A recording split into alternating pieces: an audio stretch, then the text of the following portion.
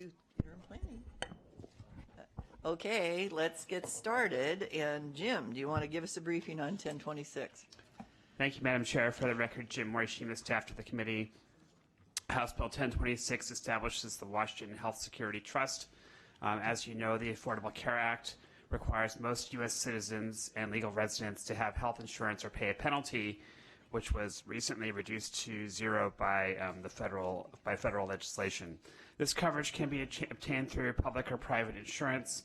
The Affordable Care Act gives states the option to expand their Medicaid programs and also requires the establishment of health insurance exchanges. States may apply for waivers from the Affordable Care Act as long as the waiver request provides comparable coverage and does not increase the federal deficit. House Bill 1026 establishes the Washington Health Security Trust, the purpose of which is to provide health coverage to all Washington residents.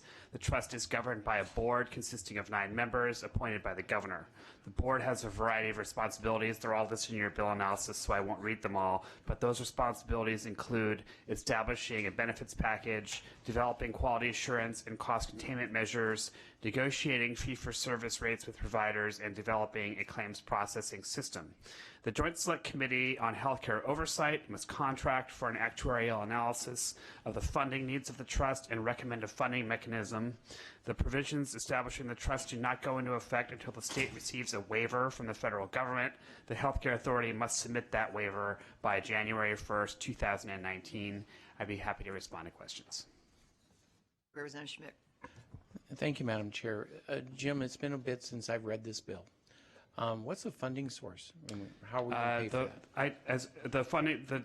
As I mentioned, the Joint Select Committee on Healthcare Oversight is supposed to contract for an actuary analysis and recommend a funding source.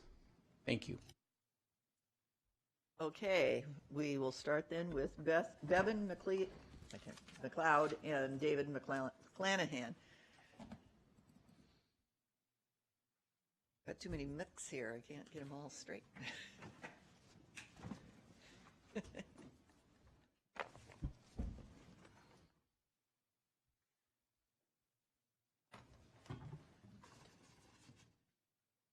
Go ahead, David.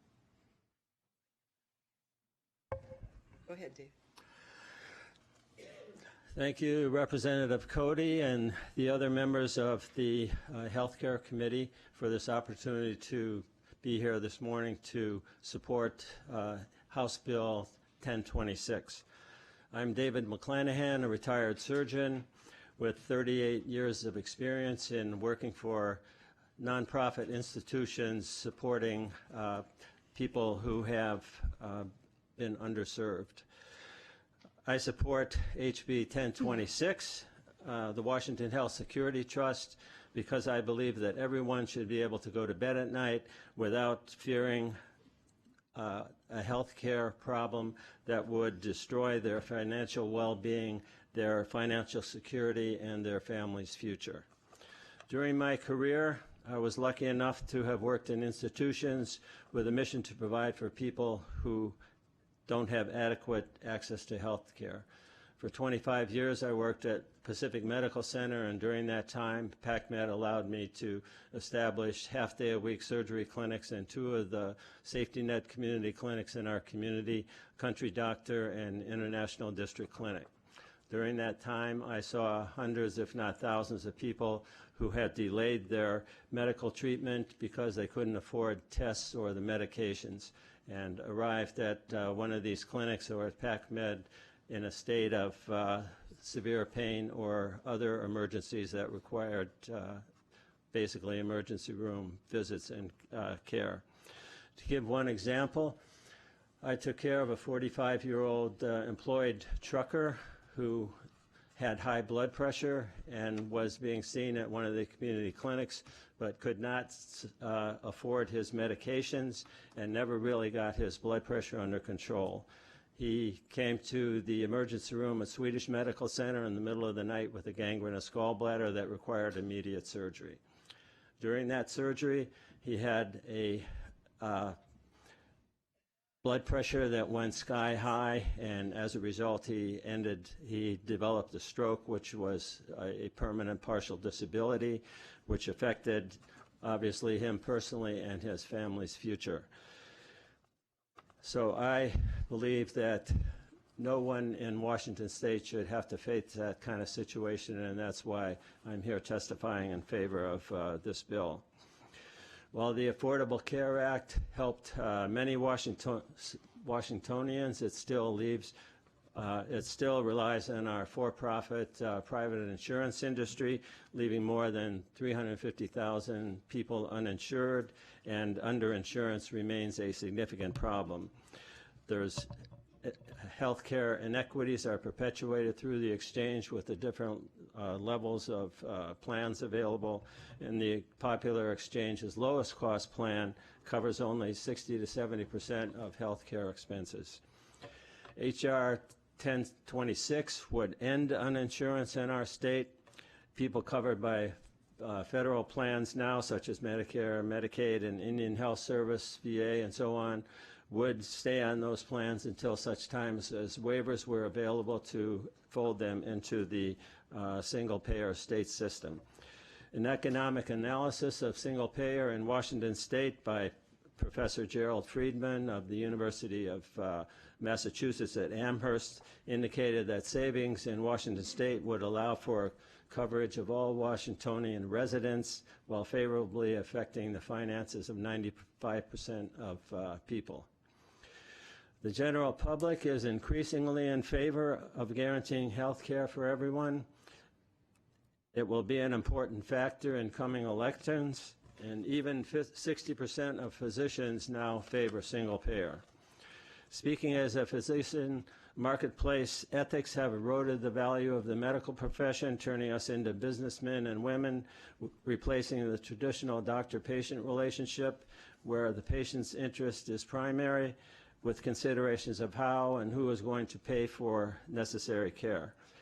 Thankfully, an increasing number of doctors, now over 60%, and other healthcare professionals are revolting and becoming increasingly burned out by a system that interferes with caring for their patients, their values, their job satisfaction, and quality of life. I urge you to pass the Washington Health Security Trust Bill, HB 1026. I believe we will not be able to make progress towards a system where everyone has access to comprehensive, affordable, high-quality care, indeed, where health care is a human right, unless and until we eliminate our fragmented system built around the private insurance industry. We need a unified system such as HB 1026 would eventually provide that covers everyone with one level of care. The financing mechanism won't solve all of our obvious problems. There's other social determinants of health, but it's a necessary first step to build a unified system where problems can be rationally addressed. Thank you. Bevan? Thank you, Madam Chair. I just wanted to say for the record that the last name is pronounced McLeod. So I'm the program director for Healthcare for All Washington, and I do not have experience as a provider the way that David does. But I wanted to come here and talk to the committee today to really let you all know the work that we've been doing, especially over this last year. And I wanted to bring to the committee's attention a bill that Congresswoman Pramila Jayapal is planning to put forward this year that would address the issues of the waivers that we need. And so there is concerted effort being made at the federal level to address some of the concerns that I know that many of the committee members have in terms of acquiring these waivers. I am here to speak more to, the political landscape and the fact that we have been doing our homework and talking to the Office of the Insurance Commissioner, working very hard to kind of bridge gaps in communication in terms of amendments to a 1332 waiver, et cetera. So I just wanted to read, I spoke with Pramila Jayapal's staff yesterday. They requested that I not actually circulate this because it's still in draft, and so they want to make sure that the right words are getting out appropriately. But he did give me permission to pull from this summary to speak to you all about what's happening. So essentially, and they are calling for an amendment of Section 1332. And so folks, states who have an existing 1332 waiver would be grandfathered into this, but they are essentially asking for an amendment. So in order to combine streams of funding, provide flexibility, and allow for states to offer comprehensive universal health care, provisions in law that are waived pursuant to this bill include: 1, the requirements for the establishment, creation, and maintenance of health benefit exchanges; 2, cost-sharing reductions under the ACA; 3, premium tax credit, employer mandate, and individual mandate under the ACA; 4, Medicare; 5, Medicaid; 6, CHIP; 7, FEHBP; 8, TRICARE; and 9, ERISA pre-exemption provision. So to be clear, this still, leaves out the VA, the military, and the Bureau for Indian Affairs. So I just wanted to put that forward to the committee so that you all know that we are working really hard with many of the stakeholders, both at the federal level and at the state level, to make sure that we can put together a very comprehensive piece of legislation that Washington State can pass. We have also been in conversation with multiple members of our state delegation who have said to us, we can't get this done at the national level until it gets done at the state level. We need a model. And I think we all know that that's how it started in Canada, was at the provincial level, and that was in Saskatchewan province. I feel very strongly that we can, in Washington State, be a leader in this in the country. I see this as a bipartisan issue. This needs to extend to all residents of Washington State. This, for me, is not Democrat versus Republican. This is getting the people in the state covered. And I think that all of us in Washington State can find a way forward to make this a really strong bill. And I recognize that this is not going anywhere this session. But next session, we are really working over the next year to pull together the stakeholders and present to the legislature a very comprehensive bill to demonstrate that we've done our homework on this. So that's the reason that I'm here. I wanted the opportunity to speak to all of you at the same time and let you know that we are very committed to making this happen, and we're very committed to having as many folks at the table as want to be as we sit down to revise the bill for next year. So I just have 2 questions. One is on Representative Jayapal's. She's got an ERISA waiver also included. Okay, and then when the advocates think about what model of what country do you look at that you're modeling this on? That's a good question. I think that there are probably multiple models out there that are worth looking at. Certainly, the model in the UK is a good model. I think that there are probably benefits and areas of concern in Canada, and I know that we've been working very closely with Representative Macri and Riccelli to look at a proviso that is asking our Institute of Public Policy to do some research around that. So I'm not going to sit here and say there's one that we have to model it after, but I think that there are lots of benefits and perhaps lessons that we can learn from other models throughout the world that we can really pull from and think about what would be unique to Washington State and how we can make that work here.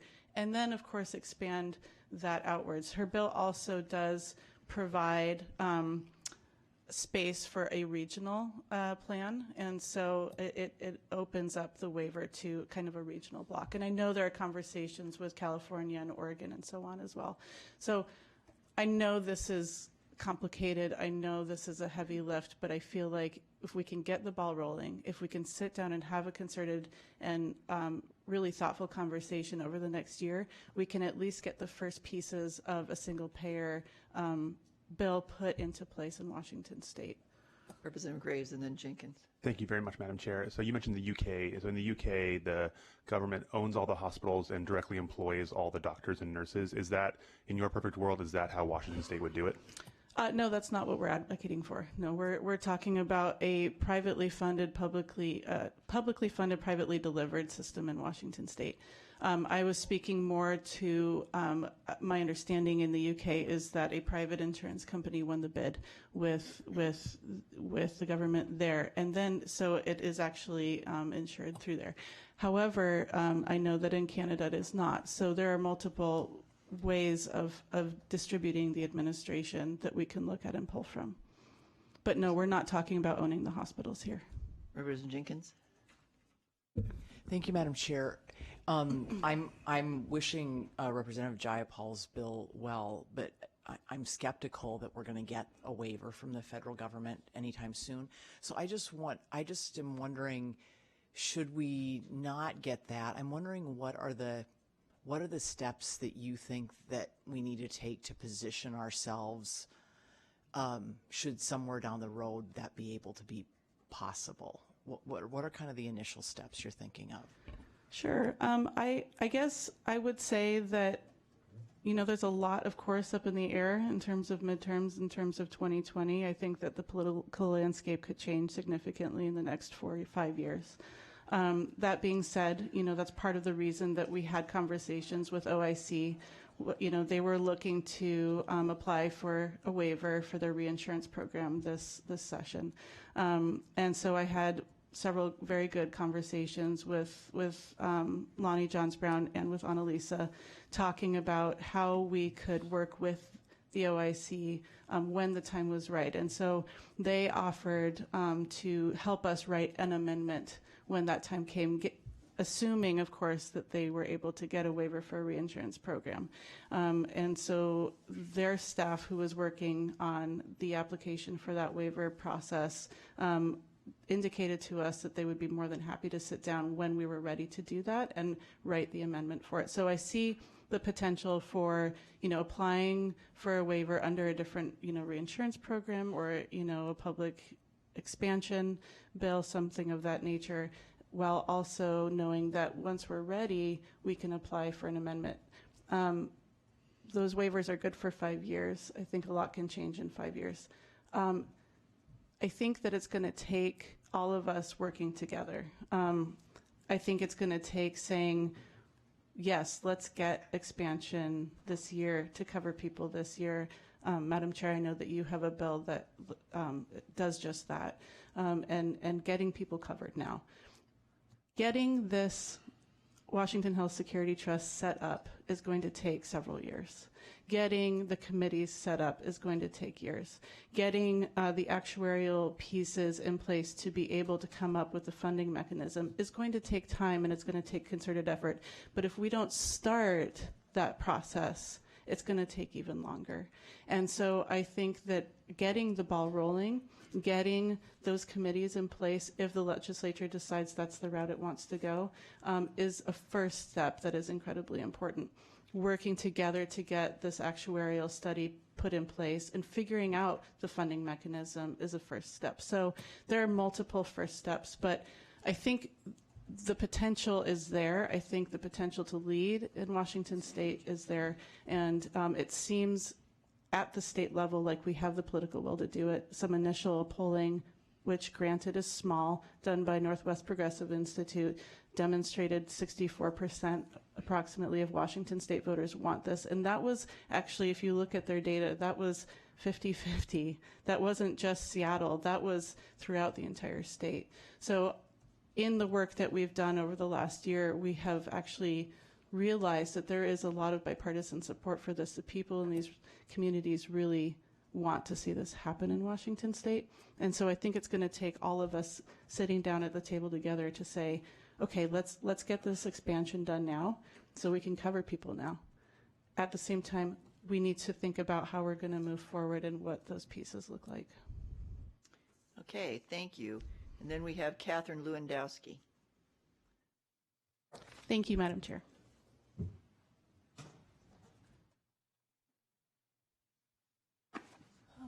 Okay, I just tried to see if maybe I could speak. I was told that we wouldn't be taking any public comments, but my name's Kathryn Lewandowski, and I came down from Arlington, Washington very early this morning. I have to be at work tonight at 7 p.m. At my local hospital where I work. And I've been a registered nurse here in Washington State for 30 years. And I'm telling you, our system is broken, and I refuse to be the person who's going to tell our citizens at the emergency room door that, I'm sorry, you have no insurance, you're going to die, okay? We spend tons of money taking care of those people in the wrong place at the wrong time. We need to be able to take care of them at the they need a doctor. They need to control their blood pressure, okay? So we're tired of this. It's a waste of money, and it's a waste of people's lives. It's a waste of productivity. And we are determined to make this happen for our state, for our country, with you or without you. All right? Thank you. Okay. No, that's okay. Okay, and that concludes testimony on 1026, and now we'll move into our interim planning, which we